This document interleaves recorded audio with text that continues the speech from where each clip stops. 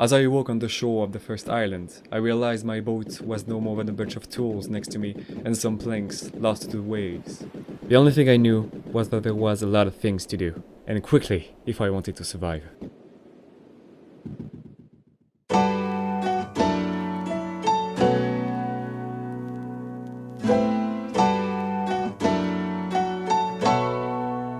To start off, RIP is a game made by Daniel Linson, the creator of Roguelight, which I will probably talk about in a later episode. It's also important to note that this was made during a game jam a few years ago. What I really like about this game is this simple design with a lot of depth. Every action can fulfill at least 2 tasks. For example, wood can build a bridge and a boat. Fruits, I suppose they are fruits, are used both to eat and to plant them to get more of them. Those simple rules make the game really easy to approach, since they also are, for the most part, easy to understand implicitly. This doesn't prevent the game to tell you outright what you can do, which could have been skipped in my opinion in favor for an in-game tutorial, for example showing above the character's head a button when an action is realizable. Its simplicity also isn't a downfall, as some parts of the survival game that are left out here, for example the fact that you do not need to drink water, are explained easily through, again, implicit means. The archipelago gives you already plenty of water.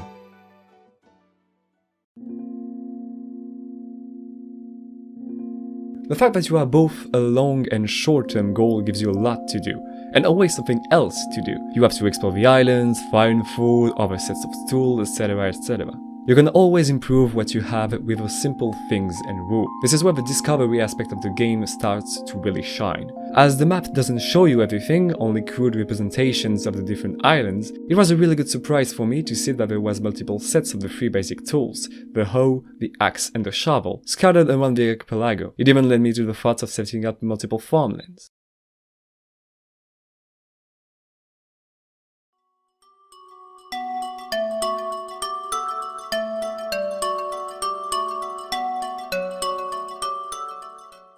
There are obviously some problems, like the fact that sometimes some arrangement of ties are not really recognizable. This is due to some funkiness with the tie sets, but honestly it's really minor. And also the fact that there is no save, which is justifiable by the fact it's a jam game, although if Daniel would have made a post-jam version that hadn't then, it would have been really nice. It would also be nice if the tiredness meter would have been more closely tied to the day-night cycle, as working during the night really is a chore and there is not much you can do about it. A solution would have been to give the player the option of when to sleep, with a button for example, or to force the sleep to last until the next day. The long-term goal is honestly a bit disappointing. I would have wanted some kind of real endgame, or maybe a unique item, a multi-tool for example, or an upgraded version of the axe, the most useful one, or a real conclusion to the story of this Castaway's adventure. What is he going to do with a hidden treasure full of gold? But all in all, RIP is a good game jam experience. I didn't get to try the multiplayer version, but I think it could be really cool, and I think it would also be nice if we polished this game later on